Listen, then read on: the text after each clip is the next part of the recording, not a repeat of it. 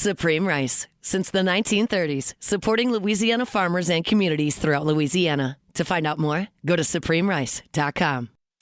Live at lunch. You are looking live. Live at lunch. Live at lunch with Ott and Hanny on 104.5 ESPN, Baton Rouge. What the hell's going on out here? Now, here's Jimmy Ott and Charles Handegriff. Yeah, for some reason or another, you sound a little taller on radio.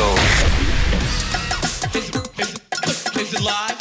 Is it live? Is it live? From Rufino's on Highland Road. Welcome to the Friday edition, live at lunch, 104.5 ESPN Baton Rouge.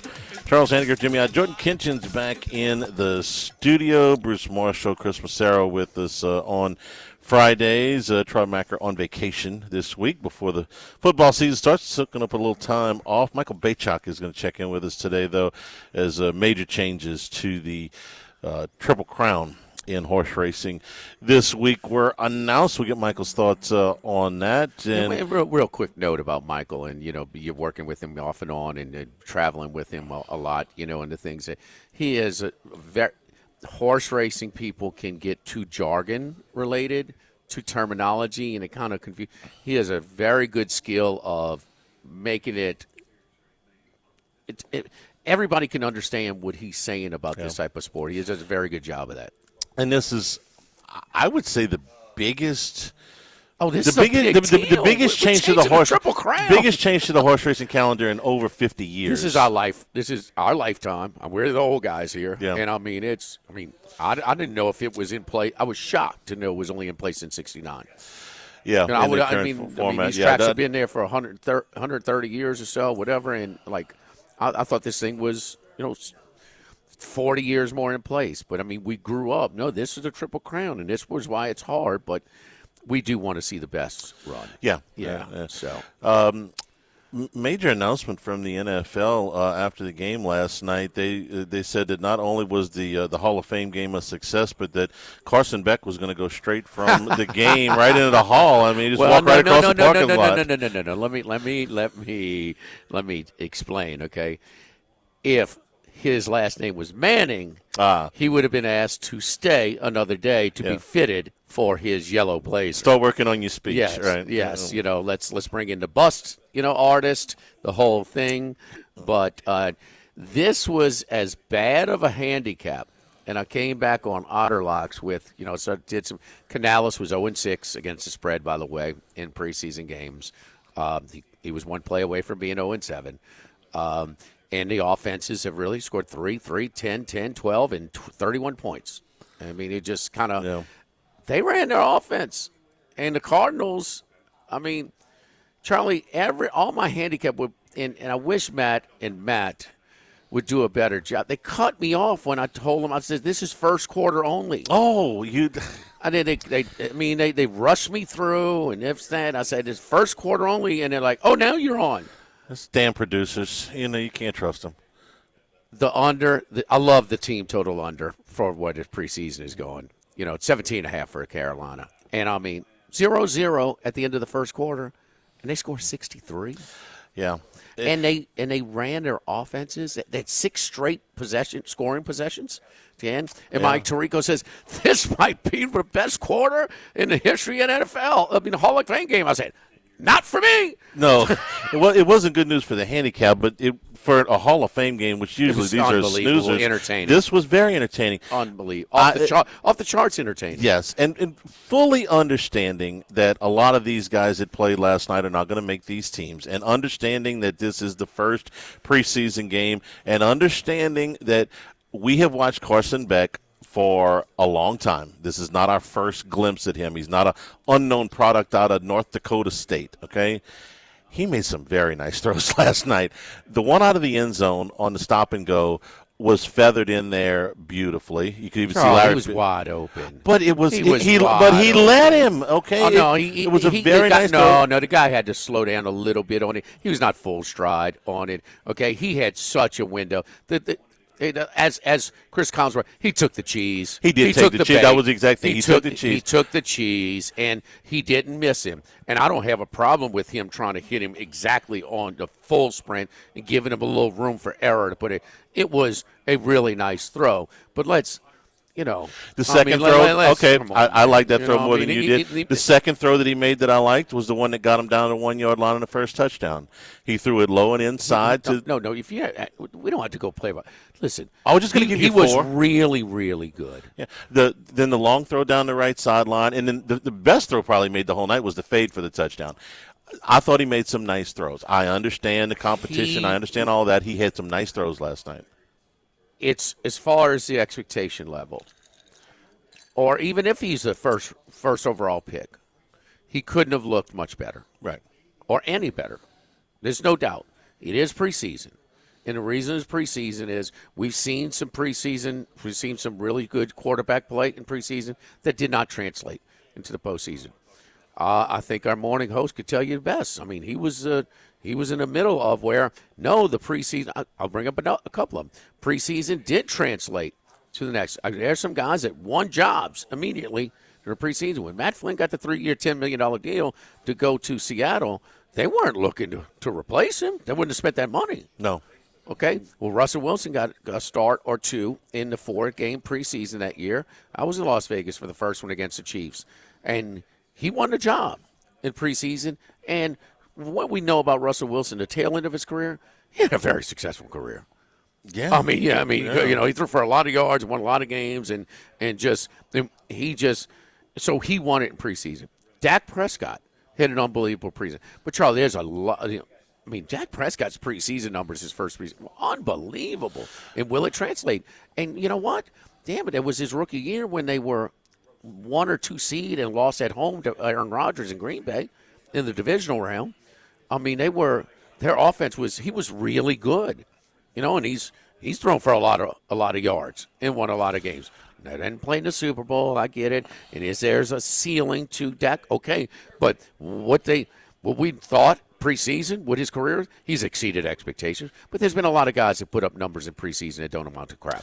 That's true. That. I'll give you 2 more since you brought it up, and another one involves Matt Flynn when he went in as a 7th-round pick to Green Bay and beat out one of the Braun brothers. Was it Brian or whatever? Who was a second-round pick that year? Might have been Jeff. It wasn't Jeff? It might have been Jeff. It was one of the Brahms. It was a second-round pick, and Flynn was a 7th-round pick, and he beat him out. And even more than that, and I know you'll remember this one, the year Washington took Heath Shuler with, I want to say, the number 3 pick in the draft, they took a flyer on Gus Frerotte in the 7th round. And Frerotte went to Tulsa? Yes. Yes. And Frerotte beat him out. Yes. Frerotte beat him out. So it's rare, but it happens that you can really move yourself up. It does give, I've got to alter my position on this guy. I don't think he's start. We've seen enough of Jacoby Brissett. Peck's got, after one night, he's got a chance to win the job. Whether it's game 1, 3, 5, 7, whatever it is. They're not expected to have a great team, so why not? That's the thing. Why not? Jacoby Brissett has no upside. But I have to. Neither does Gardner Minshew. I have to pivot. And yesterday I've seen enough for Carson Beck, and I understand. So what did I miss? What did I miss? Well, one, the thing that we've seen some mediocre quarterbacks in college use their reps into and that have exceeded our expectations at the end in the NFL. But there was a lot of reps there. Purdy. Can I use Brissett again? Because he played way earlier than they wanted him to at Florida because of injuries. Then he transferred to NC State and was a starter there. That guy's been in the league for a dozen years, and the first time I saw him in Tiger Stadium, I felt sorry for him that he was forced to be on the field against that defense. Now, he's never become a star, but my goodness, he's been in the league a long-ass time. I know, but he's not a starter by choice. No. He's never been.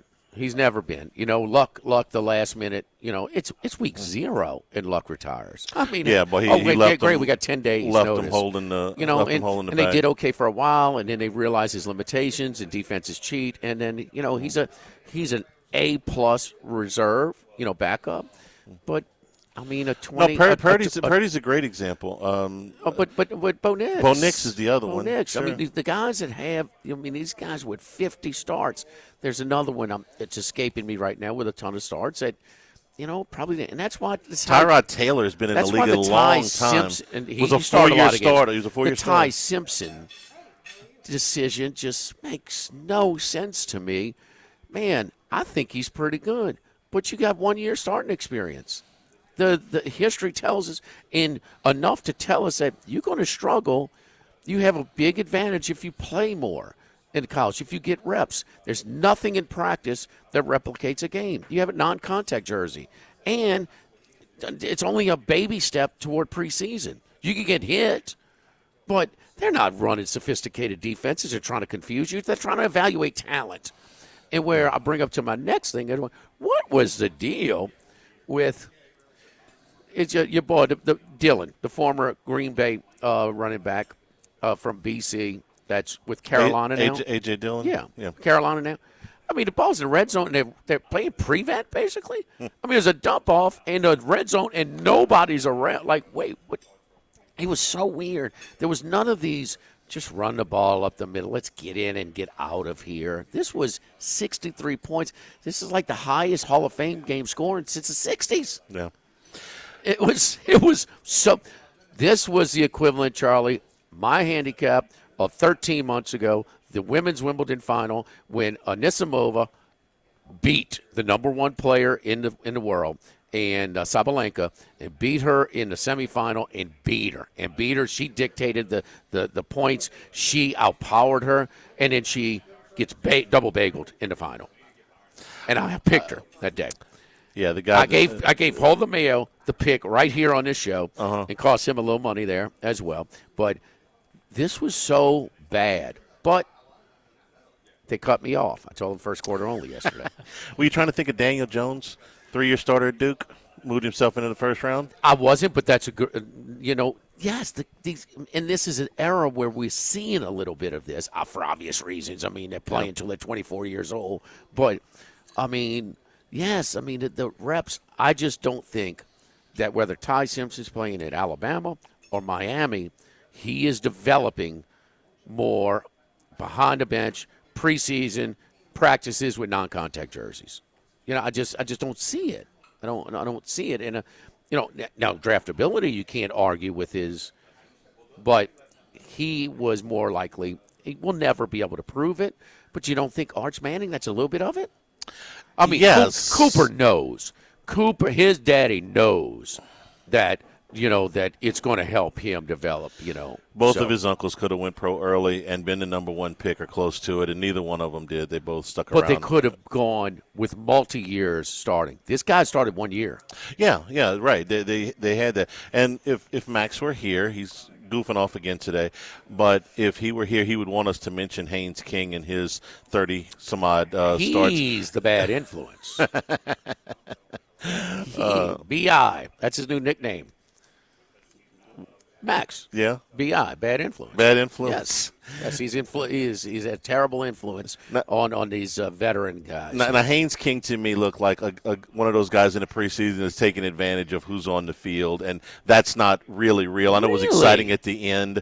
Really? I don't expect him to be a. What is Haynes King's performance is different from Beck's?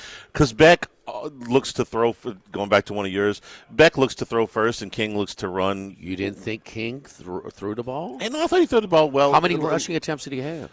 Oh, last night? Just 3. Okay. But I'm talking about in college. They gave him a chance to throw the ball. He knows he is something in his whatever. He knows that to succeed, he can't run the Georgia Tech offense. Charlie, he's not calling the plays at Georgia Tech. No, he's not. They're and maybe designed, I'm thinking they're designed running plays. I mean, what do you want? I don't expect Haynes King to challenge for any significant playing time, and I think Carson Beck will. Now, Carolina's got a starting quarterback, and Arizona doesn't. I get it. But if they flipped positions, I wouldn't think of Haynes King as a prospect. Charlie, what's the passing numbers for these two guys last night? Comparison, pretty damn close. They threw for the same amount of yards, 180 something. How many attempts? About the same. No, King had significantly more He attempts. did. He was 21 of 34. Beck was 15 of 19. Oh, my bad. So, Okay. Yeah, I think of Beck as a superior prospect among the two. Even if they switch teams, I would think of Beck as a superior prospect. Well, he got drafted a little higher. Yes, he did. Yeah. Yes, he did. I mean, but I think Haynes King did what Georgia Tech's play calling asked him to do. That's fair. Okay, That's fair. Haynes King has to take a step up. They took it to Beck is a completely pocket passer at the college level. King is there. I mean, there's 130 starters, Charlie. These guys are as close to one as pure pocket, and runner first. I mean, there is the close. Haynes King is close to 130, and he's close to one as they get a different style. But I thought that was a bigger story. He looked very comfortable throwing the ball in a pro system from the pocket when he was let go. Yes, he scored the winning touchdown, which you're going to see a lot on his legs. Yeah. He also ran a 4.6. He got a terrific. No, athlete. but at Indianapolis. Yeah, on the slow turf, not on his home turf. He's always been a terrific athlete. But That's I never think been he the issue. showed you that in a very short period of time, he has embraced the new role and what just the job description at the different level of play. I think it was good, but yes, I was very surprised. I'm sitting here. Are you not entertained? I was entertained last night. It was fun to watch a football game. I stuck around a lot longer than I thought. It is usually garbage, and this thing was way more entertaining than I ever can remember a Hall of Fame game being. And also enjoyed the Breeze stuff a lot. We've heard a lot of the stories, but it was still good. And there was him and Peyton's relationship, his insight there was just so good. It's good to see Breeze excited, happy. Yeah, but he deserves it, man. That guy. It was a cool scene. What this we morning. want out of our athletes is commitment and effort and preparation, and he's the poster child for that. Over here at Rufino's, our appetizer features today: fried corn ribs, the shrimp and eggplant piro, the crawfish butternut bisque, and tomato and arugula salad. Man, what an appetizer menu today that Chef Patrick has put together. Entree features today: confit duck leg, the white bean cassoulet with a raspberry serrano glaze, herb oil, and a crunchy onion. Suggested wine pairing is an Archery Summit Pinot Noir out of Willamette Valley. Grouper a la pancha, that's a roasted corn salsa with saison potatoes. Romesco suggested wine pairing is a Peugeot Chardonnay out of Napa Valley. And the Rufino's Bouillabaisse, tail on Louisiana shrimp, little neck clams, lobster pomodoro, red potatoes. Suggested wine pairing is of Santa Margherita Pinot Grigio out of Italy. Live at Rufino's, live at lunch, 104.5 ESPN Baton Rouge.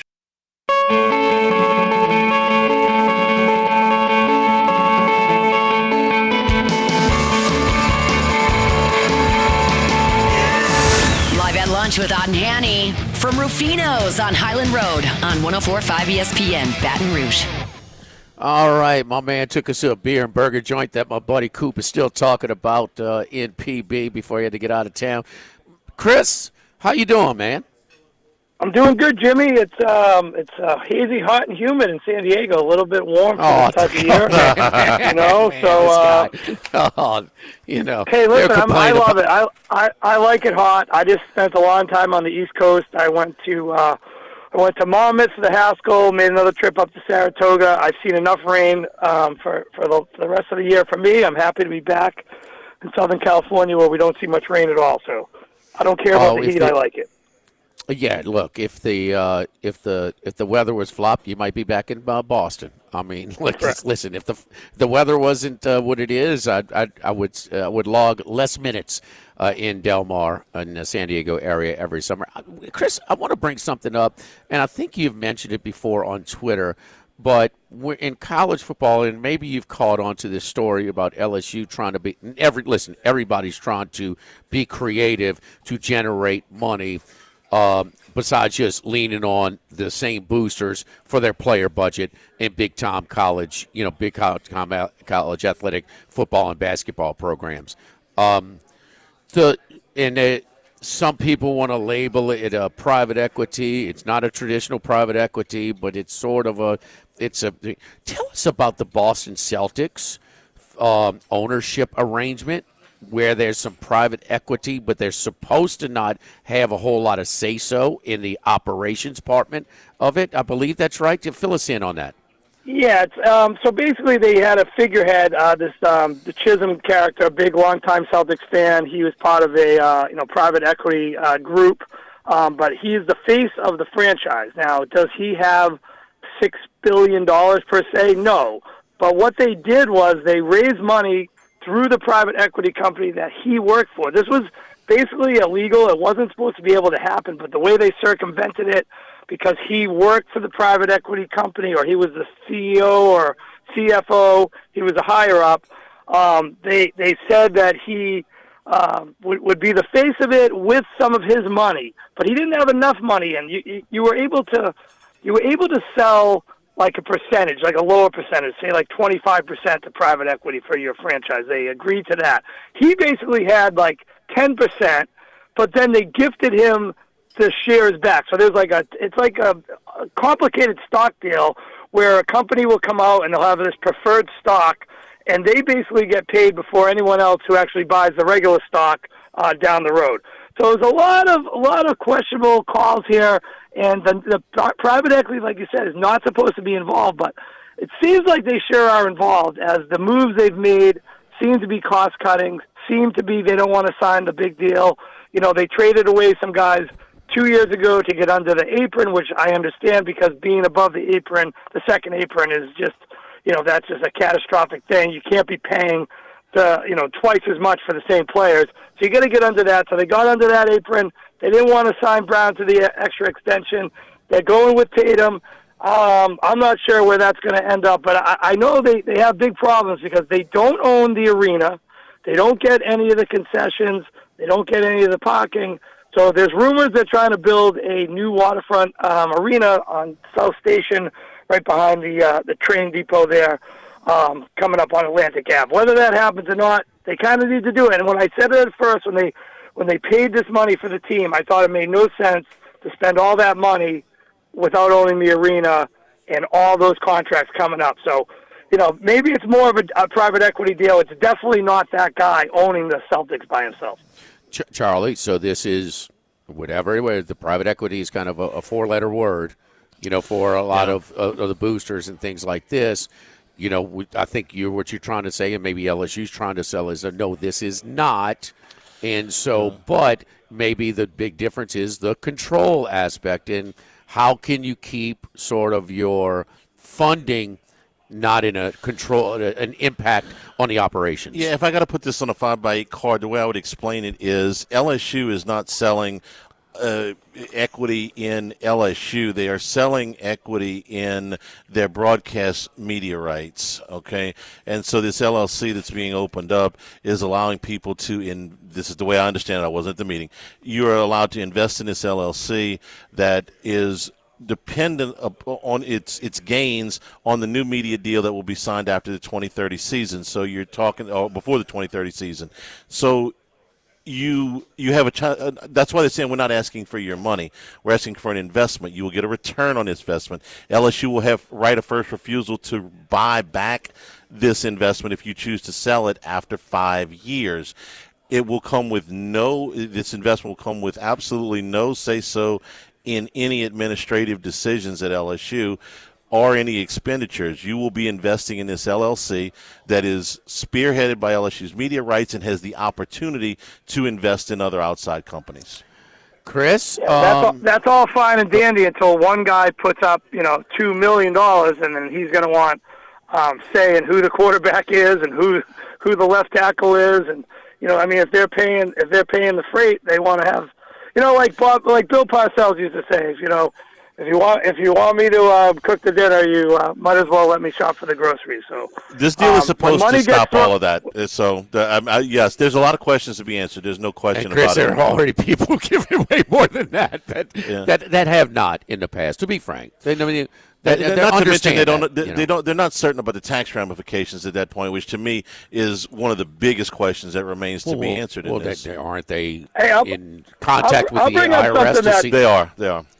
I'll bring up something that no one's probably thinking about at all. But if you've noticed, the last 3 months since the NBA Finals have ended, ESPN is basically out of business. They have no programming.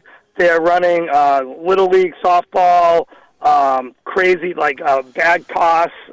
Just they don't have any programming, and I'm not sure how sustainable it is for a major network to go 3.5 months with no programming. I'm not sure after this next contract for the football, are the games even going to be on ESPN? Is ESPN going to exist? And when you're talking about people buying into an LLC for media rights, I just question where the ESPN model is. They're already sold off so many of their games to TNT and Turner and CBS, that conglomerate as well. I just see major problems for this ESPN. You have the fights all the time with DirecTV doesn't want to pay, or YouTube doesn't want to pay, or this one doesn't want to pay to put ESPN on because they're charging so much. And if it wasn't for NFL and college football, obviously college football, college basketball, NFL, but they don't have anything else on. No one watches the programming during the day anymore. And this last 3.5 months, you walk into a sports bar, everyone just defaults to ESPN. Well, hello, there's nothing on ESPN the last 3.5 months. So I just find it interesting that you're bringing up a marketing deal for television or radio rights. And just in the big picture, I don't know where ESPN sits in the future. You say that while we're watching kickball on ESPN too. Right now. I'm not joking. But to answer your question, Chris, it may not be, and certainly ESPN in 2030 is not going to look like they do now. But now you're talking about Amazon. Now you're talking about Apple. Those entities are going to come into play for sports broadcasting more and more, not less and less. So, yeah, you make a point about ESPN. You're right, but that media rights deal in 2030 is going to be a hefty deal. All right, Mr. Skeptical. How about your Boston Red Sox? Now 15 in a row. Now what is it? 8 in a row now? 9 in a row? How would it? 31-5, 31-6. What is it now? What are we up to? Yeah, 31-5. One of the third best records in 21st century over a 36-game period, or most wins in a 36-game period. It's incredible, and sometimes your timing is right, and I'm glad we discussed it the day before you came out on the trip, as we locked in 30-1 on the Red Sox to win the American League. I have a multitude of future parlays with the Red Sox, American League, with some college football and some NFL, and I actually have one with the division. It's at 25-1. It's still a long shot. It's amazing the run that the Red Sox have been on over the past month and a half, and they're still in third place. So still a long way to go. Tampa's played well. The Yankees ship seems to be sinking. They can't score many runs. Their pitching's kept them in it. I'm all in again.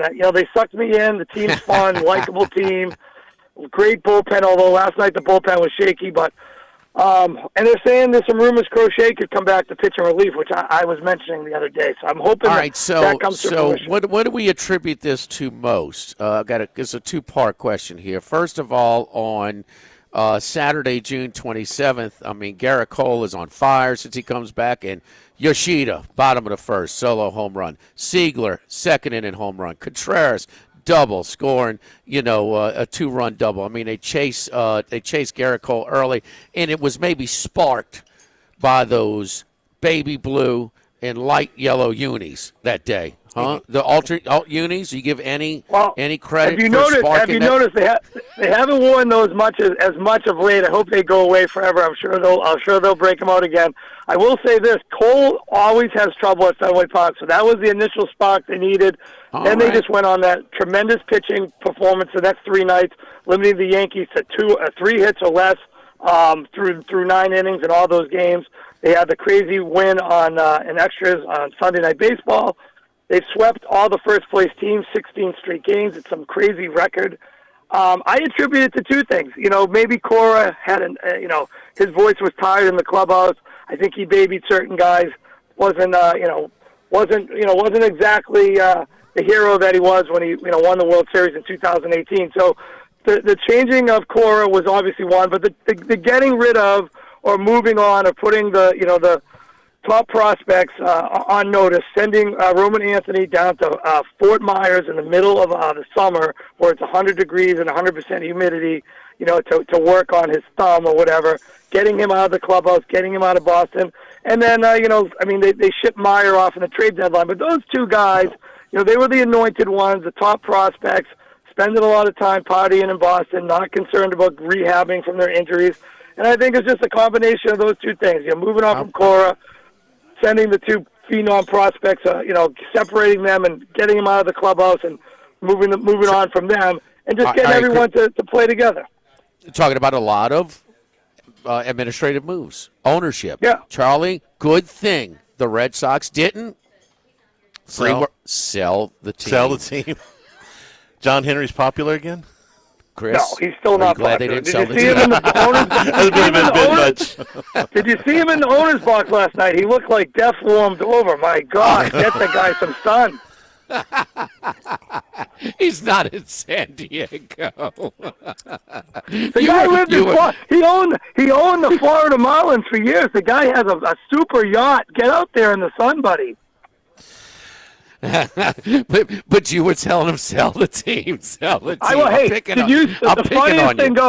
funniest thing going is that Dave Portnoy has 400,000 towels with John Henry with the clown nose on that say sell the team, and he hasn't been able to distribute them because since he made them, they've won 31 out of 36 games. Beautiful. There you go. Any picks before we go? We're up against the break. Just one I like tonight. I like over first 5, Red Sox 2.5 runs, -120. They're going up against Perkins, who pitched well against them last time, but Perkins has been a nightmare, gives up a bunch of home runs. I think the warm air in Fenway and the familiarity of facing him last week out in Sacramento will give the Red Sox enough to get over 2.5 in the first 5. Thank you, sir. We'll talk to you next week. We appreciate it. All right, Good thanks, stuff, guys. as Have always. a great weekend. Don't forget our friends at Legacy Title, Chad Reynolds at Legacy Title for all of your real estate closings. 296-0060. Full-service title company servicing all of South Louisiana. Ashley Donald, Adrian Galata, Michael Platt, Mariana Haynes, Natalie and Bradford Smith, our great, outstanding team over at Legacy Title. Chad Reynolds at Legacy Title, 296-0060. Live at Rufino's, live at lunch, 104.5 ESPN Baton Rouge.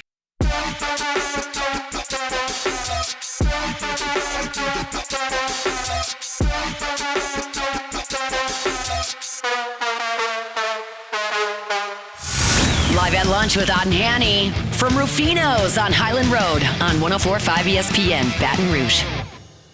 Remember, you can always get the show on demand, 1045ESPN.com, LouisianaSports.net. Brought to you by Supreme Rice. Support our Louisiana farmers, celebrating 90 years in business here in 2026. For more information, go to SupremeRice.com. Let's go to Eclipse Award-winning Michael Baychok to kind of shed us some light. Tell us what's going on, kind of explain what's going on between Naira, Churchill Downs, Pimlico, and the Triple Crown. Michael, how are you? I'm great. How are you guys today? Doing good, man. We missed you in Delmar. I missed it. I missed it too. I was down here in the 110 degree heat, and y'all were out there probably throwing on sweaters at 5 o'clock in the afternoon. What's this y'all stuff? I was ready I know, with you. Charlie. I know. You heard my intro. Explain. We touched on it a little bit yesterday, but fill us in. Is this a cat and mouse? Is it negotiations?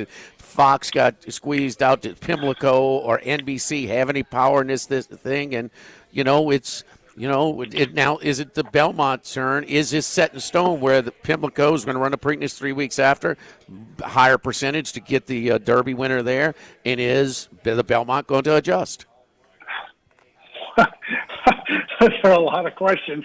I know. I'll take them one at a time. First, just to kind of set the stage.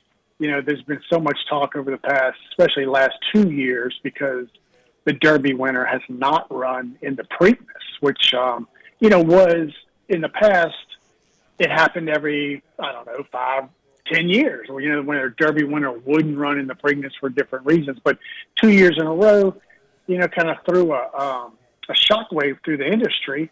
And so the talk was always, you need to move the Preakness, which is 2 weeks after the Derby, to maybe 3 weeks after, to give horses another week to recover, which is what the excuse of the trainers who had Derby winners would say. So that was not going to apparently happen. So Churchill Downs, about 2 or 3 months ago, was notified that they had the rights to the merchandising and the television rights. They had an option to buy if Maryland did not exercise their option. 2 months ago, Maryland exercised their option, the state of Maryland, to basically retain the Preakness rights. Well, at that time, then, the big company, which is Churchill Downs, they're a for-profit corporation, publicly listed stock traded company, basically had to make a move and say, okay, how do we enhance the value, again, of our property now that we've lost the rights to the Preakness, which we wanted to control the whole, as much of the Triple Crown as we could.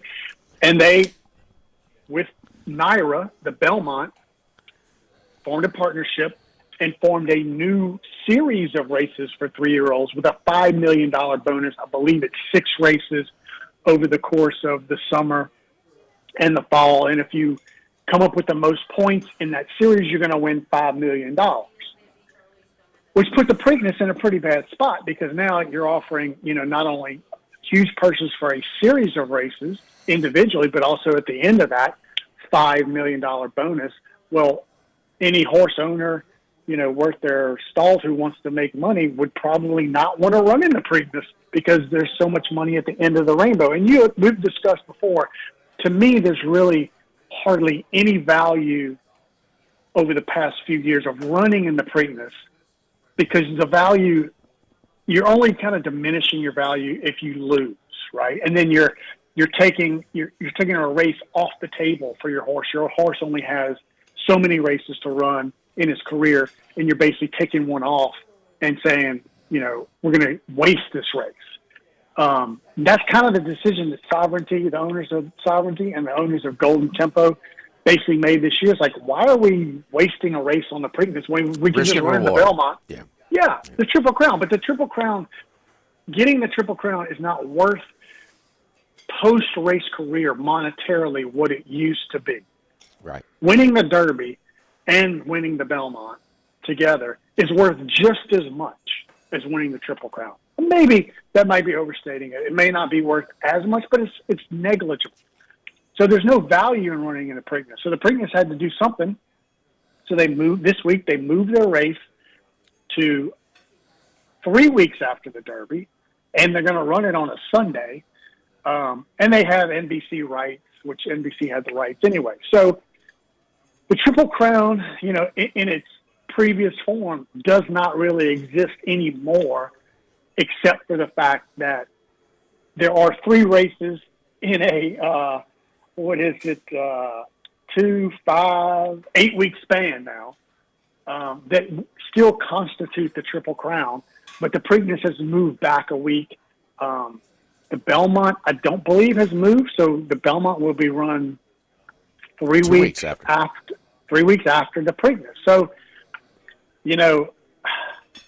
I don't think. Wait, Michael, wait. 2 weeks, right? No, now 2 weeks. Now, if the Preakness is 2 8 weeks, days correct, later, correct. It's still 5 weeks door to door for the 3 races. Okay. Yeah. So I don't think the Preakness is really like has done anything to attract the Derby winner, because the Derby winner really wants to run now in the Belmont, and it has for years wanted to run in the Belmont. So it's a mess. It's a total mess. It's a symptom of just the industry partners and people. Well, they're not partners really. They're competitors, and there is no for the general good like there is in college football or pro sports, where there's a commissioner that's going to sit down and say, tell this team or that team or this conference or that conference to do what they should and shouldn't do. So no chance of the Belmont moving back a week now?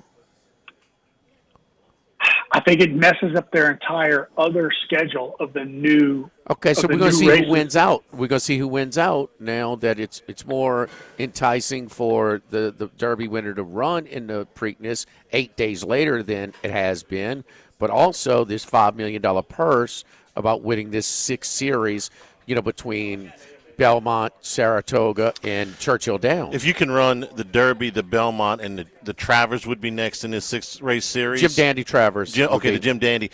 Then you got no room for the Preakness. You got to run Correct. the Preakness or the Belmont, but you're not going to run both. And if you're going to be No, I get that. Yeah. I get that, but And there's more money in the Belmont than there is in the Preakness. Well, there's more Moving money. forward. I don't know what the purse is. The purse may be the same, but there's more. Well, I didn't mean the individual purses, Michael. I meant, if you win the Belmont, you're going towards this $5 million bonus. If you win the Preakness, even if the Preakness individual purse is worth more money, you're more incentivized to run in the Belmont because you're going to be up for this bonus.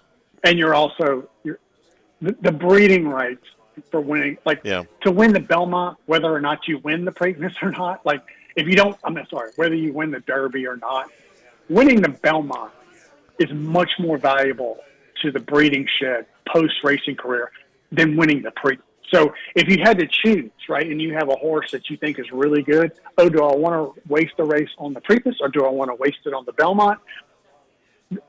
The gold at the end of the rainbow is the Belmont. It's not the Preakness, So because if you win the Belmont, it's really kind of like the third race, after the Breeders' Cup Classic and the Derby. I mean, it's like that is a signal that your horse is worth a lot in the breeding shed. The Preakness Stakes has never been a place where, oh man, that sire won the Preakness. Let's go breed our horse to him. Because you're bred for distance. Is that why? Because you're bred for distance. distance. Because it just doesn't have this.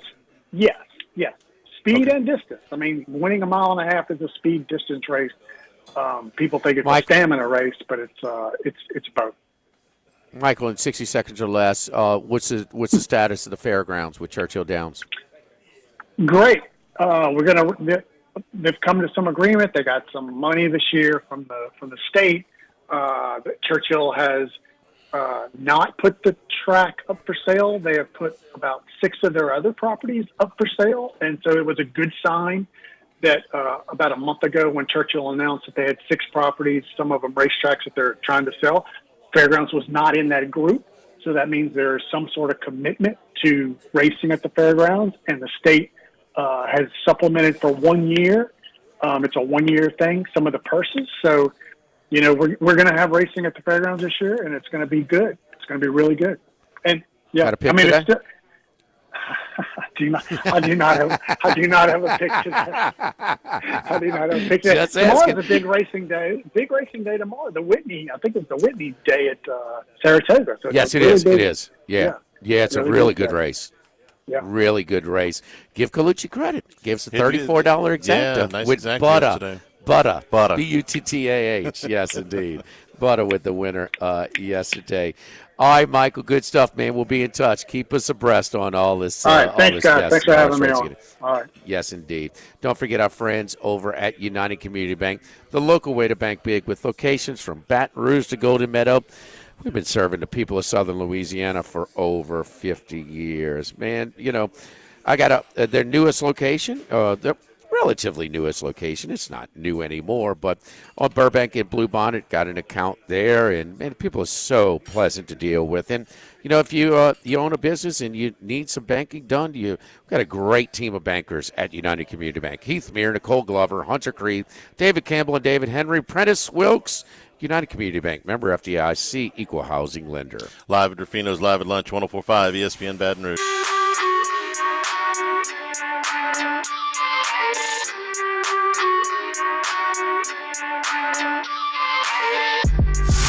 Live at lunch with Odd and Hanny from Rufino's on Highland Road on 104.5 ESPN Baton Rouge. Tomorrow, Drew Brees will be officially inducted into the Pro Football Hall of Fame. So a pretty cool visual this morning. And our friend Todd Graves, who has done this for LSU championships, extended the same thing to Drew Brees, which is we've seen the baseball, football, women's basketball champions, they go work a day at Cane's. They go work the drive-thru for an hour, and it's a cool promotional stunt and everything that they do. Well, he let Drew Brees go work the the drive-through in Canton today at Cane's. So that was cool. But he had some surprise visitors this morning. Ricky Jackson, Willie Rofe, and Martin Anderson all showed up in their gold jackets to greet him. It was a really cool visual to see the 4 Hall of Famers, the 3 that are in, and Breeze going in tomorrow. So cool on Todd for putting that together. How the Hall of Fame do they – because you saw some Hall of Famers roaming around the stadium.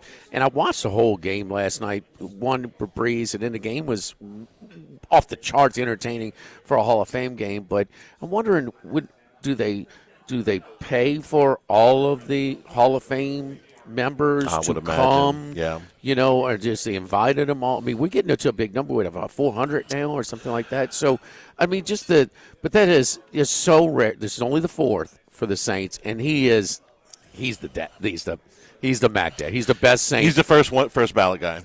First ballot, he's the best Saint ever. Period. I mean, it's not close. But that's cool. Ricky gets out there. Those are great. And Morton Anderson said, "Okay, you got 20 minutes. Your speech, 20 minutes. That's it. You got to keep it under 20 minutes." That's kind of what they tell him. That's with Peyton and him combined? His part, I think. Oh, his minutes. part only. Yeah. Okay. And Peyton, I think, taped the introduction that's going to play on the big video boards, and then he's going to go up there with him. They wanted to get it right, so they taped it. Peyton was talking about that. He wanted to make sure because he did listen, and I can speak from experience. I mean, when you're emotionally involved, I mean, you don't get every word that you want. Right. You're going to mess it up. So he wanted to take the emotion out and kind of make sure that's. Looking forward to that tomorrow. The Hall of Fame broadcast on ESPN is scheduled for 11 to 1:30. I'm not sure exactly what time Breeze is going to speak, but that's. Can you enjoy the conversations with? Yes, absolutely. And kind of all of them, but of course with Breeze. And the one that sticks out to me, Charlie, is when he said, "Man, we spent so much time together, with so much preparation, me and Peyton. And when he's calling a play, he's maybe a tenth of the way in, and they're like, oh, I know what he's calling, and I know why he's calling it." Being on the same page, those two guys, they redefined a whole era in New Orleans. Couldn't be two more important people to the history of the New Orleans Saints than those two. Be cool to see them tomorrow. Live at Ruffino's, live at lunch, 104.5 ESPN Baton Rouge.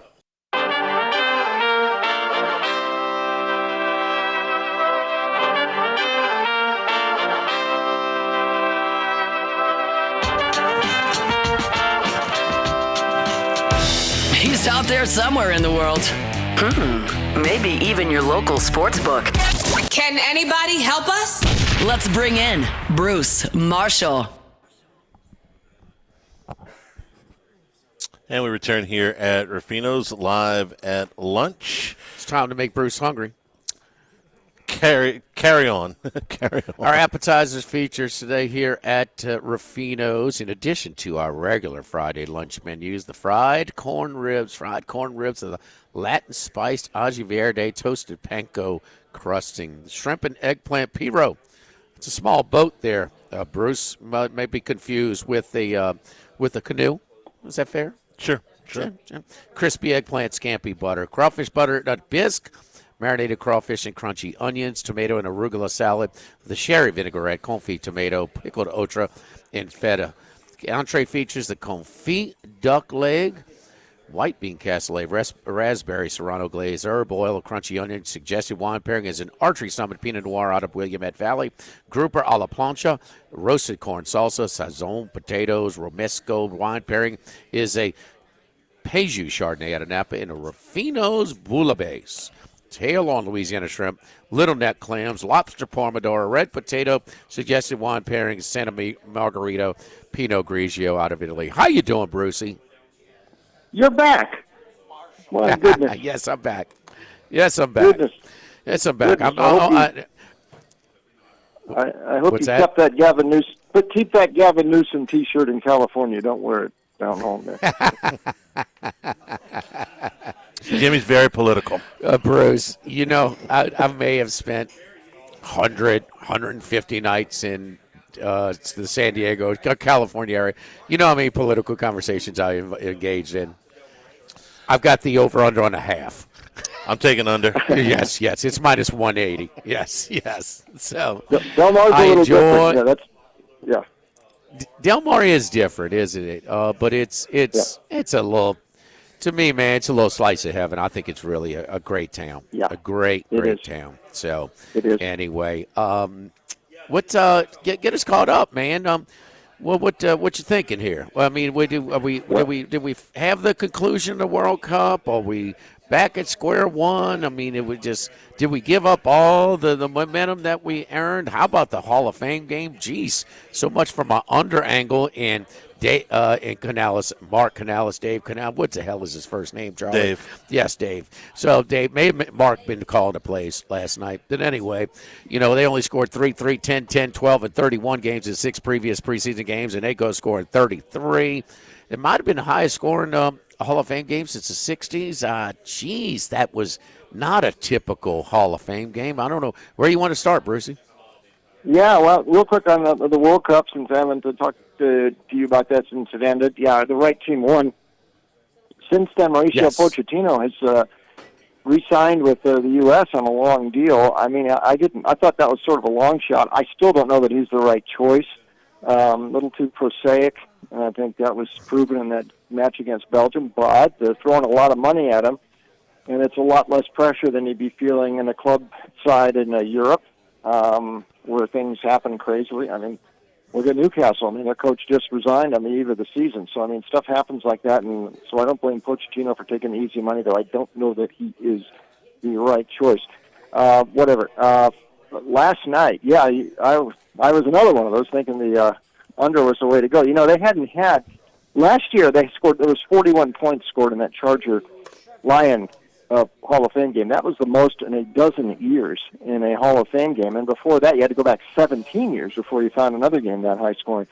So generally, they have been lower scoring games. And these teams in recent preseasons have not done much. But I think we saw a couple things. And I don't want to overreact to one preseason game, especially the first one in the Hall of Fame. But Haynes King is eventually going to be the Panthers quarterback. And people are going to look around and say, why wasn't this guy drafted?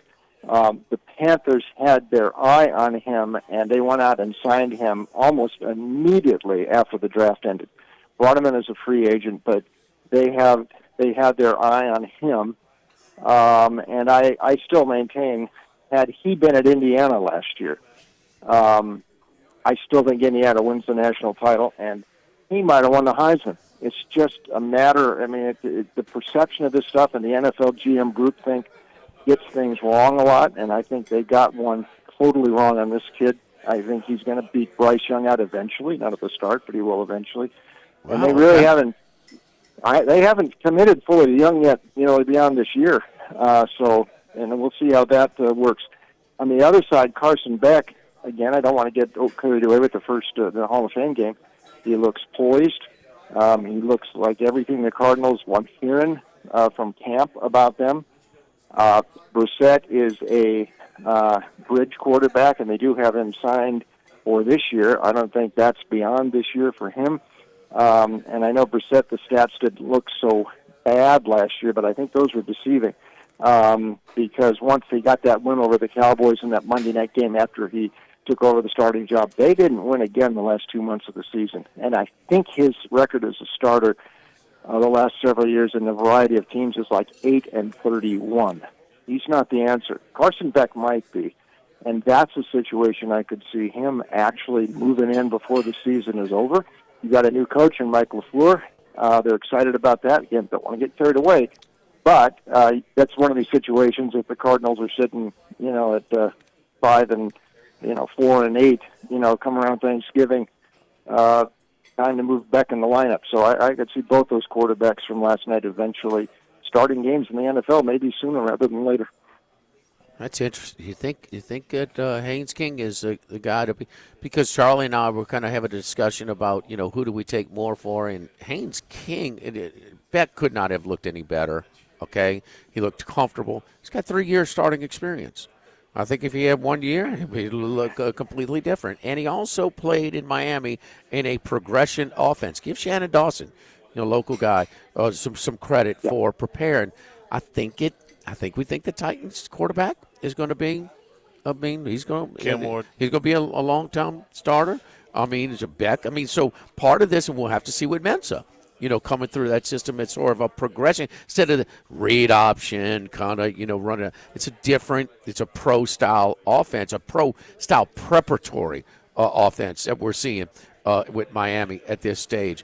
But I thought Haynes King, who was asked to do something completely different last night than what he did in his Georgia Tech career, but God, he looked comfortable throwing for the pocket. I know he scored the winning touchdown on a run, but he was not unsettled in the pocket. One look, I thought, man, he might have a chance. And because, but he showed no signs that he might be prepared as to throw from the pocket and what they were asking him to do at Georgia Tech, Bruce.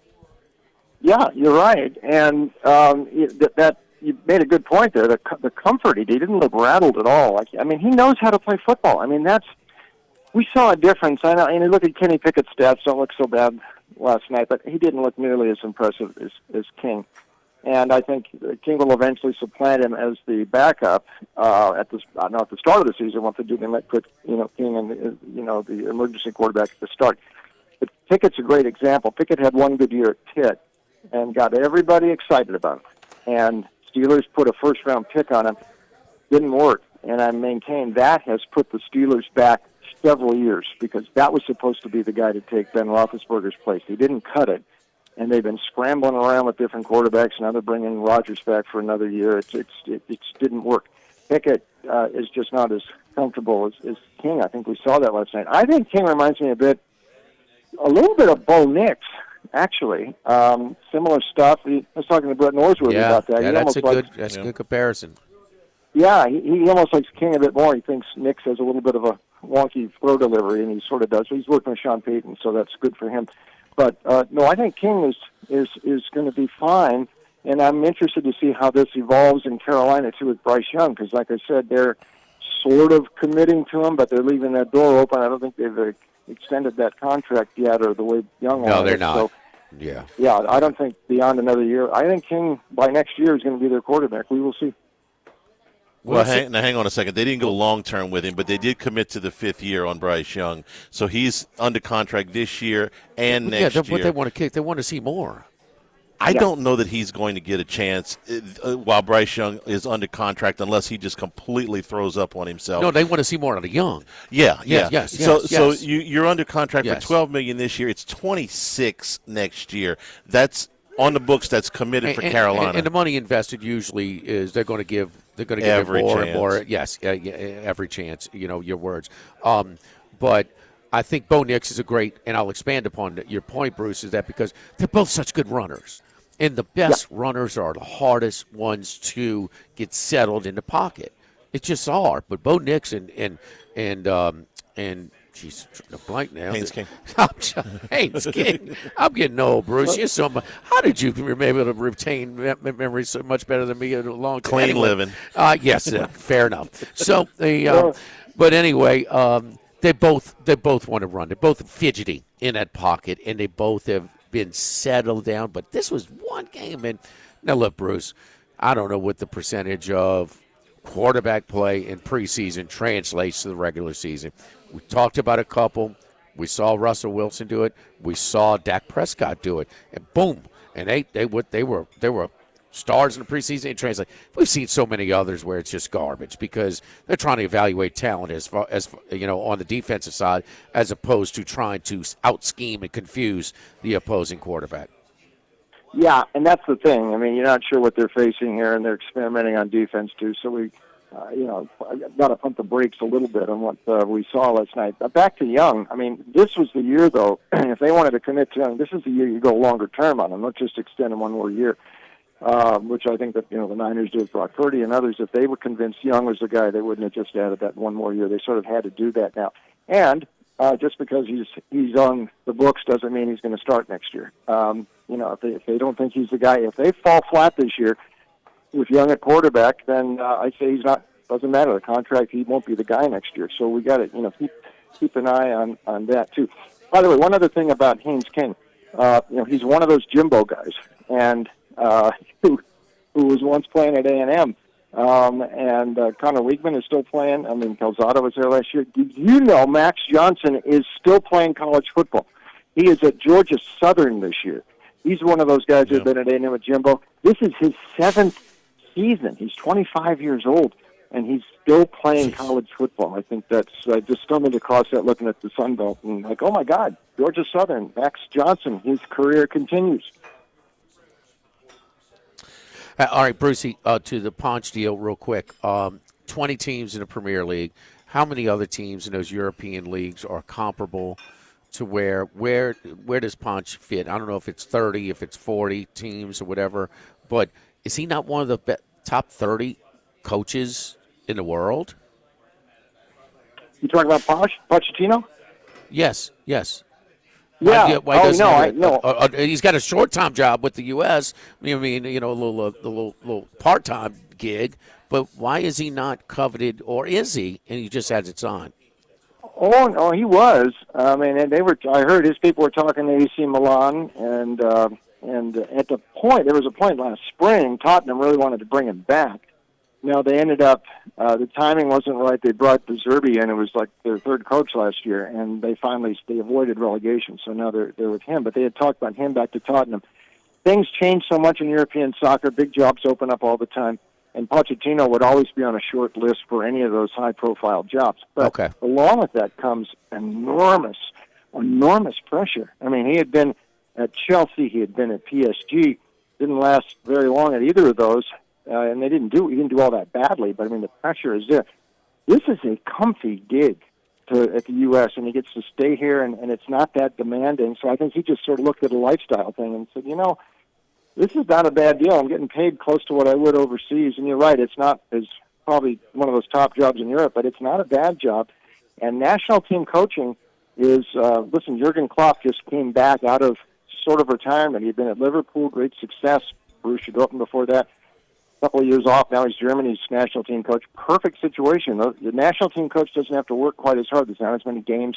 It's a great lifestyle. So I think that played into it. But you're right. I mean, there's other jobs he could have had. And I think he'll still be on a short list. Where would you rank him in the world as a top coach? I have no idea. 5, 10, 40, 50, 60, I don't know. Oh, he'd be down my list. I don't have that list in front of me. He wouldn't be one of my guys. I think he's too prosaic. There's a lot of other managers I like besides him, but he did get to a Champions League final with Tottenham. He does. His style seems to play. It's kind of a flashy front foot forward style. I mean, maybe a top 50 coach, I think. But I mean, the top 50 coach was, there's going to always be room there. There's a lot of turnover in coaches in Europe, that's for sure. He'd get a shot, but stability too. I mean, he doesn't have to worry, I think, for the next 4 years, and there's something to be said for that too. All right, the Dodgers pick up Skubal. We know with the impact it's going to have on the negotiation, or at least we think we do, and stuff like that. But they've lost 6 in a row. They're still plus 160. That has not moved much at all during this losing streak. So the odds makers are almost baiting some Dodgers support right now. They will be tough to beat adding Skubal in the postseason. The tricky one, which has gotten them in the past, is that 5-game, short series. And they also wiggled out of one with basically pitching openers in that game for Petco when they were down 2-1 in elimination game against the San Diego Padres. Would you be tempted to take the Dodgers at plus 160? No, because I hate them, so I won't do it. So I'm the wrong guy.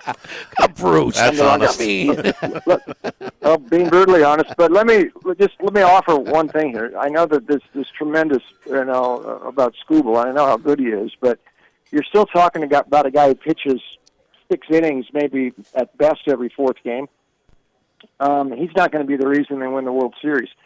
They're going to have to get Snell and Glasnow back. Now, Snell is coming close to his rehab. By the way, I think it's a little curious. I mean, they do this every year, and I know Snell had a little, elbow, get some loose particles out of there. He had one start. It's like they could have done this back in February, I think. It's just my own thinking. Once again, bring Snell back late in the season. He's not that durable, but you can get a couple months out of him, and now you ramp him up for October. They hope to get Glasnow back. They hope to get Shohei in the mound at least.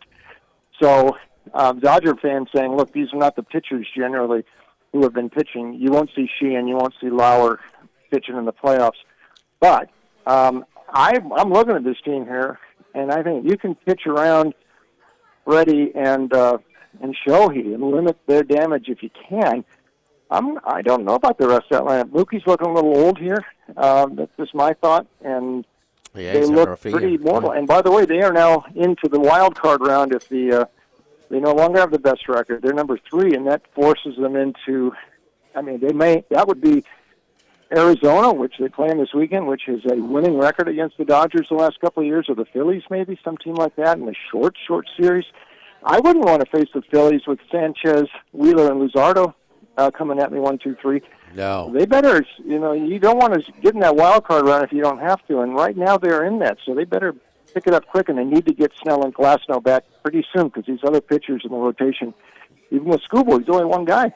You need some more help, and I think they need those big arms to come back sooner than later. Very interesting. All right, we appreciate you, handicapping with your heart. But anyway, anything full schedule in Major League Baseball tonight? Anything that you like? Yeah, I think we almost have to look at the Red Sox again. Again, I do it on a run line. It's not that bad of a price against the A's, who have completely collapsed. 32 out of 39 losing for the A's. The other side is 131 of 36. I don't think we've seen two more different win-lose streaks collide like this in a long time. They did play last week in Sacramento, and that's the last game the Red Sox lost. But Peyton Toll goes tonight. Perkins for the A's, he's really struggled. I do it on the run line, maybe with them. I would, Tampa, Seattle is really having trouble. And I haven't looked this morning. Dan Wilson's got to be. Listen, they had to hire John Tortorella, like the Golden Knights did down the stretch. Maybe they need him to shake it up because Seattle was just underachieving badly. Tampa Bay comes in off a sweep at Denver, and Drew Rasmussen has been pitching lights out. That's a short price for Tampa Bay tonight. Might look at that. One other one, St. Louis. Kyle Leahy, bullpen guy the last few years, that he's been like the hottest National League pitcher this summer. His ERA is 1.21 his last 7 starts. He has been under the radar good. Now, the Cardinals have lost his last 3 starts because they haven't scored any runs, and that's always a risk with them. I'm not sure about Jordan Walker if he's going to play tonight, but he's pitching so well. They are not out of the wild card race either. Only 3.5 back, and Colorado comes in with the worst road record in the Bigs, and Ryan Feltner with an ERA near 9 since the start of July. This is a night I could actually do it with the Cardinals on the run line, about plus 135 or so, with Leahy at Bush. Bruce, great stuff as always, buddy. We appreciate it. We'll talk to you next week. Have a good week, boys. Thank you. And we are brought to you in part by the Thibodeau Store, along with the Pierre Part Store, now open in LaRose and Lockport. Your lawn and garden and your outdoor household appliances, from pressure washers to garden hoses, hand tools for your garden, potting saws, seeders and spreaders, all of your weed killers, your fertilizers. Basically, if you're working outside as we get ready to go back to school, your specials are on right now at thethibodeaustore.com. When you get to all 4 of the websites, all 4 of the locations at one website, thethibodeaustore.com.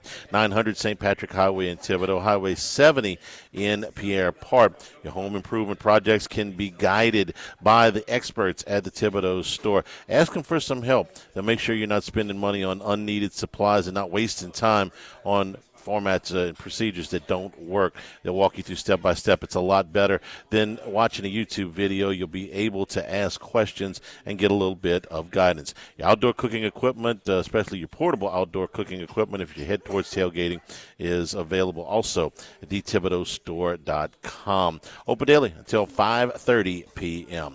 Live at Ruffino's, live at lunch, 104.5 ESPN Baton Rouge.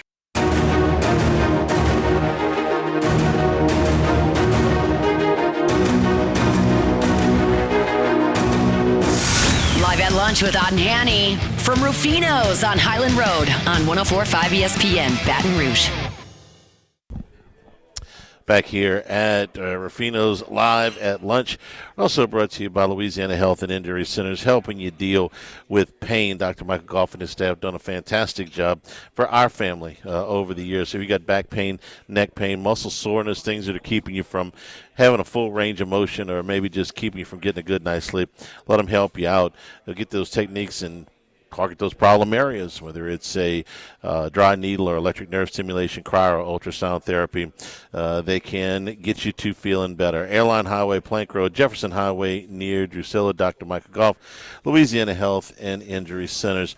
So LSU practice was open last night. They're making a lot of practices open for a short period of time. So we got to be in there about 12, 15 minutes or so last night. So I'm not going to be able to I'm not going to give you any earth-shattering news here. I'm going to tell you a couple of things that I saw, and this is basically just when I go out there and look at them the first time, you want to look at body types. You want to see if there's been any, transformations. Anybody looks a lot different than they did the last time. There was one that I saw that I think garners the most attention, and it's a guy that we've talked a lot about in Richard Anderson. Richard Anderson worked with the first team yesterday. This is the defensive lineman out of Carr that I have been told for a long time is one of the best prospects to come out of New Orleans in quite some time. The hyperbole gets to you in recruiting, so you kind of dismiss it a little bit at times until you actually see him. Well, this guy looks like a bona fide. If he were standing there, just standing there in an NFL uniform, you wouldn't say that he was out of place. He came in. We got updated heights and weights yesterday on their roster at about 360 pounds. He was an early enrollee. Okay, Jimmy, you saw him in a high school game in the Superdome last fall. Saw him two games. Year. Where he was Catholic at Berman Stadium and then also against American Heritage in the Superdome, right? Fort Lauderdale. Yeah. Yes, and somewhere in the area, 360 pounds sound about. That's fair. Right, okay. Yeah. He's listed at 339 pounds, and he looked – I stood next to him in the spring, when we got to go in there, and then again yesterday I had to look kind of across the field at him. He's down a little bit of weight. They got him working with that first unit. He's going to be a factor. I don't know if he's going to play the first snap of the first game or if he's going to be a rotational piece in the first game and then become a starter. But all I know is he's going to play and he's going to make a difference because he is a gigantic human being. He's a grown-ass man. Yes. Period. and he's got some athleticism for as big as he is. Here's the thing that a lot of people don't know about him. And, I've got a lot of content, my dad, a car, and everything else. He played AAU basketball. Yeah. He logged a lot of time. What does that mean? Well, when DiNardo, it means your feet are pretty good. Mm-hmm. But he's so big, and I'll compare him to a little bit a guy like Al Woods. Now, Woods played a much lower classification. Carr played a very difficult schedule. But he wasn't not, and I know the Catholic people listening right now, they're like, he killed us. Like, he was, I don't know how anybody in high school blocked him, to be honest with American you. Heritage didn't do a bad job. Really? Okay. Yes, indeed. It was his impact on the game. The American Heritage and the Catholic game were completely different. Completely different. And I thought he was just a little high. And American Heritage, that's a hell of a program, man. Yeah. Okay. And I just saw a different impact. But the weight, Charlie, his frame is so thick, he can only lose so much. I'm sorry, his legs are just tree trunks, man, and that's and you thought it was good weight too. That he's lost, So he doesn't look overly. He doesn't look fat. And Ogeron's he was a little at 360. He needed to drop some, but he wouldn't have looked out of place in an NFL uniform. No, last year before the weight. Last year, he looked like Ted Washington. You remember Ted Washington used to play, yes, who was about as big a human being as you've ever seen play in the NFL. Yes. But that's who he looked like. It's not bad. I think he's a little taller, maybe, but we'll see. Yeah. I mean, but Ogeron, and what is the deal with coaching and college athletes today? They're scared to coach them. I don't think the video, the little snippet I saw with Ogeron on social media, is on stage by any chance. I think Ogeron is going to coach this guy. He is. And so I think he's got to improve on his technique, but he is, I've said this before, and both of them are going to play. They're completely different. But he doesn't have to physically mature. He has to fine-tune his body if he can, but he is in the rotation. How impactful? That's a lot to ask. A guy, you go from high school to the SEC. That's a lot. And we have not seen a big success rate as far as that. But he is part of the rotation. He is going to help LSU in their defensive front this year. The other defensive lineman who's been in the starting lineup since the spring and continues to be there, and at this point I'm going to be surprised if he's not starting against Clemson, and that's Deuce Gerald's. 279 pounds at 6'1", okay? That's undersized for an interior defensive lineman in the SEC. If you can play, and it's not because they don't have other guys, if you can play at that weight and make enough of an impact to hold a starting job as a freshman, I'll make a baseball comparison for a second, Jimmy. When Stephen Milam came in, and he's all of 5'6" if he stands up real straight, it's like, and if you're 5'6" and you're in the starting lineup and you're recruited by a school like LSU, you've turned some heads, because they're going to look for somebody bigger than you every chance they get. So if you keep beating all those guys out at 5'6", it means you can play. Well, we know Milam can play. He keeps beating people out, and he keeps taking first-team reps at 279 pounds as a true freshman. They got, and we've seen just a little bit. You can play. Yeah. Okay. You have overcome. Yeah. You're not just being put out there on potential. You can play. I like that you can play. Yes, I agree. And as far as Lamar Brown, who's was the highly recruited defensive lineman, I mean, him and Anderson, the only thing is that they're considered DLs, and that's it. It's so Lamar Brown can run, man. He can run, and so he's going to use that quickness and that speed on the edge. He came in at 295, 6'4", 295. He's 295. 295 is what the updated. He carries it well. Yeah, he does. My goodness, he looks thin. Looks almost thin. I mean, for defensive lineman, Charlie. And I saw him play offensive tackle. I saw him play, because I saw several U-High games last year as well. U-High played Rumble in that doubleheader down in the Dome before Carr and American Heritage.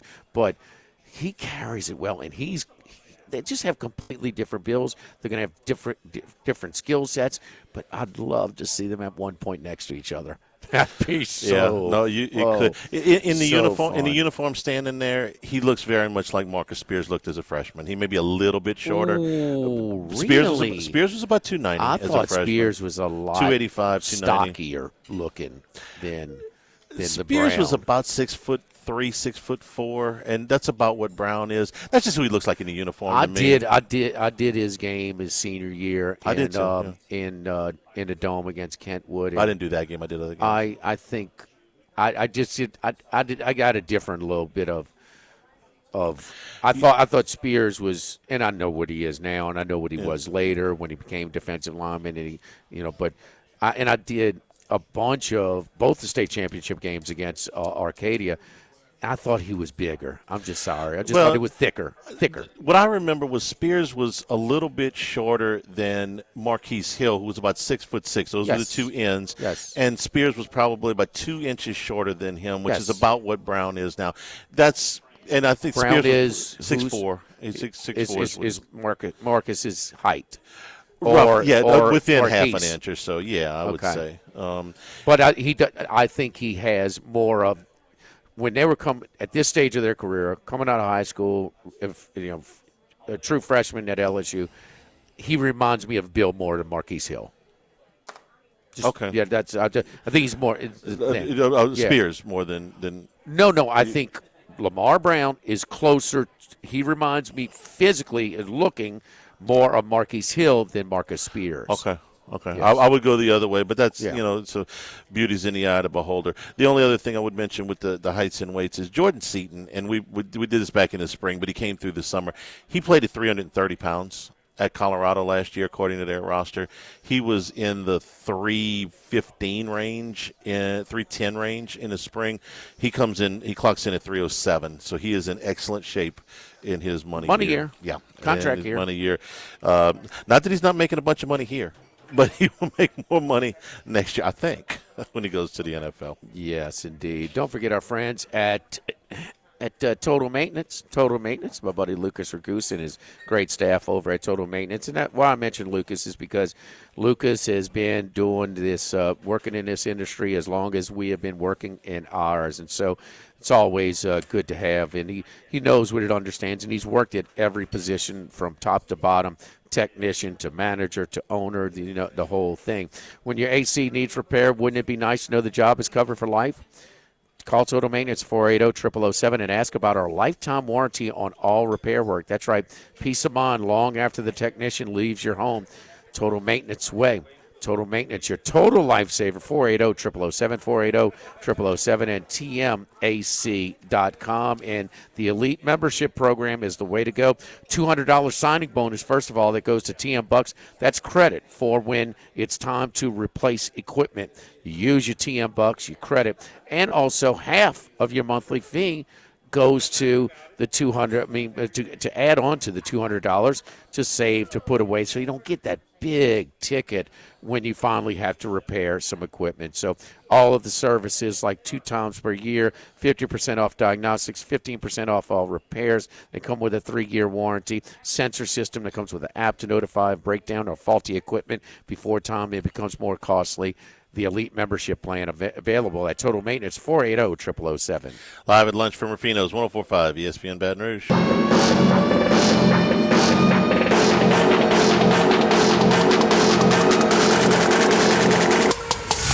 Live at lunch with Odd and Hanny from Rufino's on Highland Road on 104.5 ESPN Baton Rouge.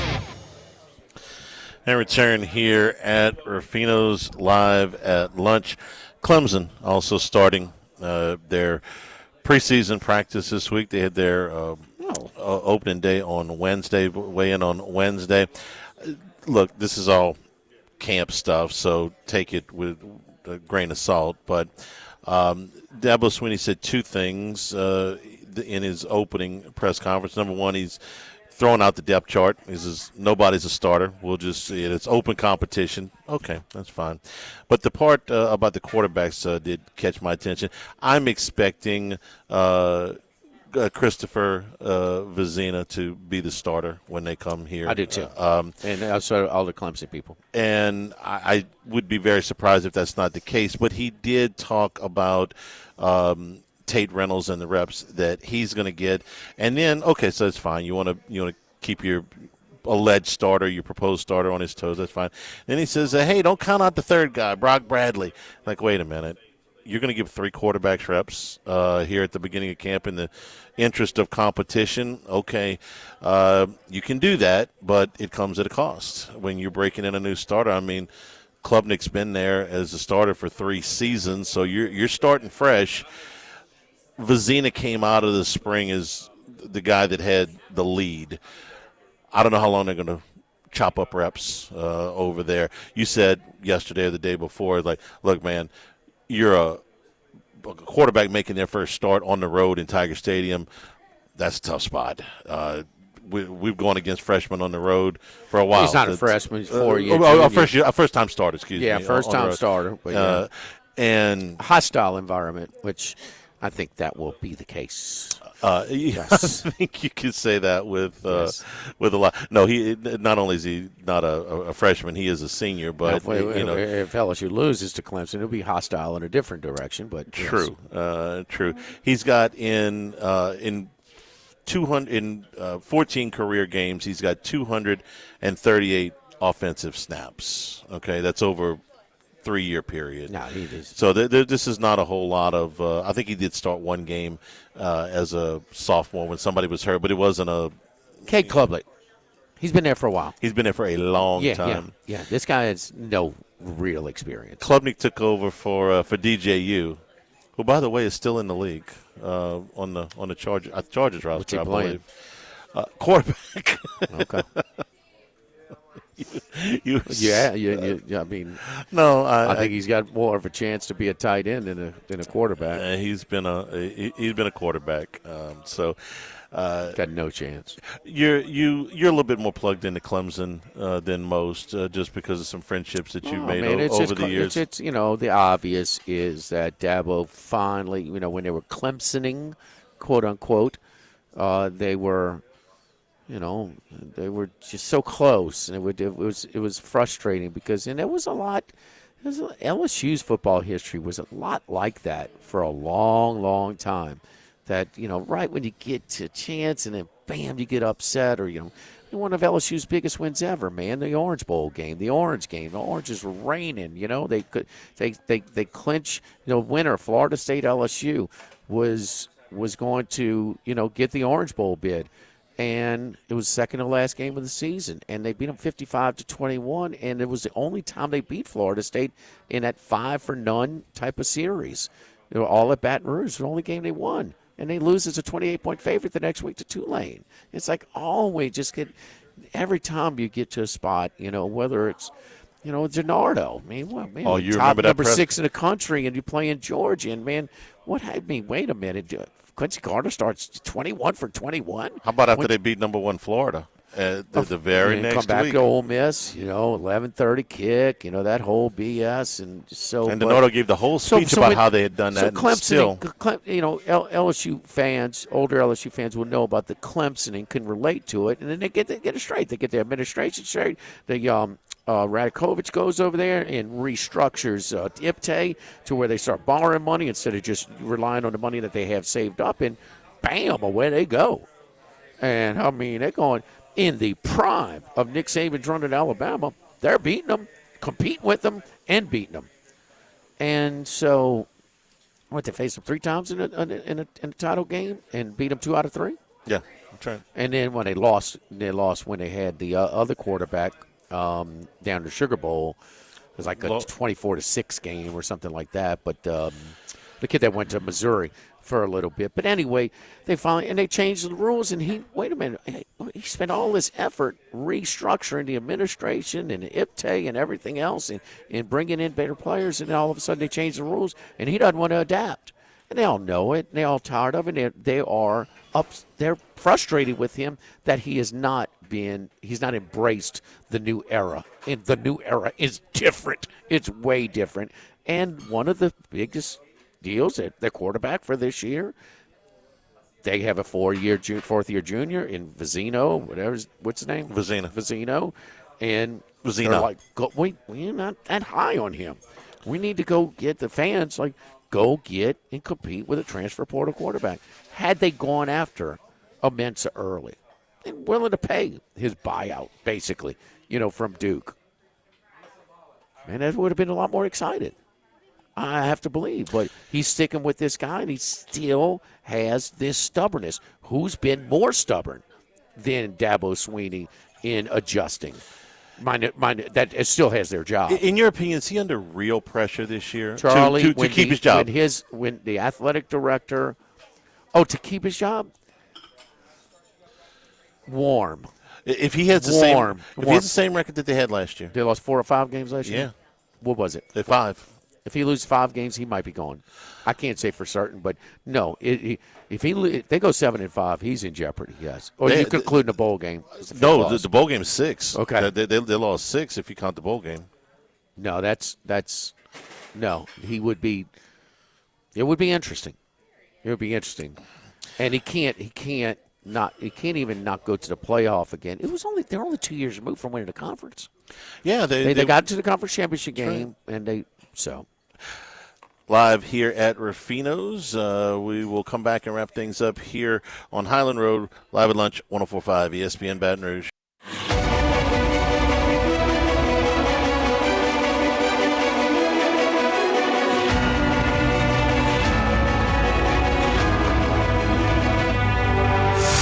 Live at lunch with Ott and Hanny from Ruffino's on Highland Road on 104.5 ESPN Baton Rouge. Returning here at Ruffino's live at lunch.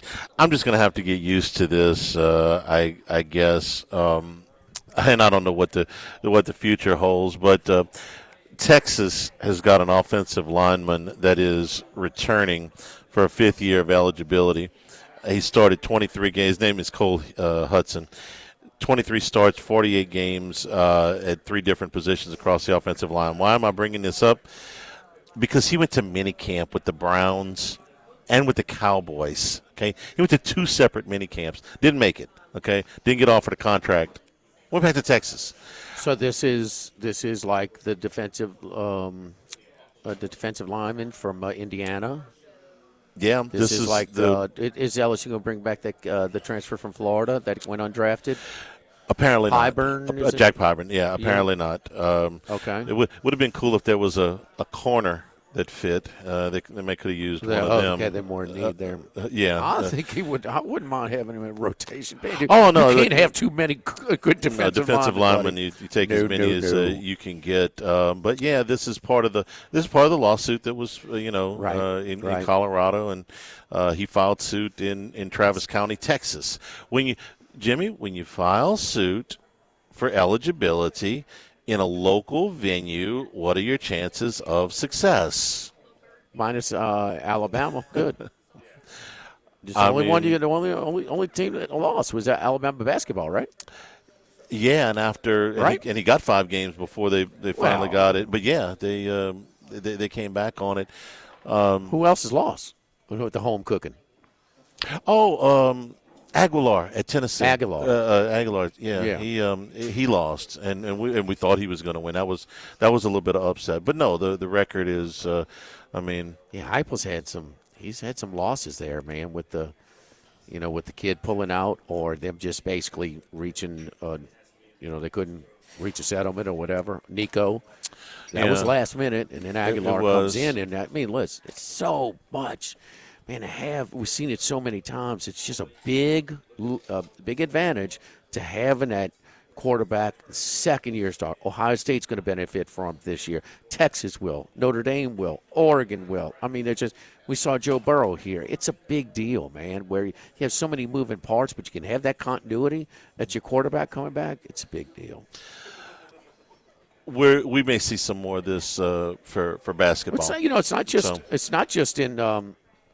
It's not just in at the college level where transfers and things like that. So, University High, they have a new quarterback.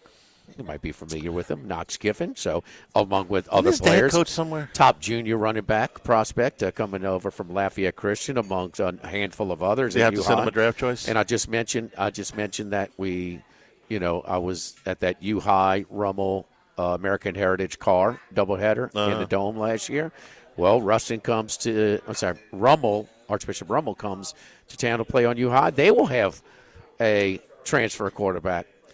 Georgia Far-Star quarterback commitment. Colton Nussmeier is on his way to Metairie to take over the reins at Rummel's quarterback. Well, Dad's on the Saints staff, so there was talk that coming from Dallas. Yeah, they were living outside of Dallas before that. Good for him. They'll be it's some big time quarterbacks. It's 3 big time quarterback out of Louisiana in the same year. LSU, Alabama, and Georgia all signing quarterbacks that they think will be starters for them in the future. Nussmeier's out of Louisiana now. Yeah. But how do you think the second-year quarterback at Georgia is going to do this year? Second-year starting quarterback. I like him. I think that they will be in the playoffs and very much in contention to win the league again. I don't think of him as a big NFL prospect, but I do think of him as a very good college quarterback. Charlie, I told you yesterday, and you just don't listen. Carson Beck got no shot at starting in the NFL. Right. He also told me I was like, what am I seeing? I'm telling you, Haynes King and Carson Beck, they couldn't have looked any better with the expectation level last night. Everybody have a great weekend. Thank you, We'll be Jordan. back on Monday at Walk-Ons in Brewley. Stay tuned for Hunt 104.5 ESPN Baton Rouge.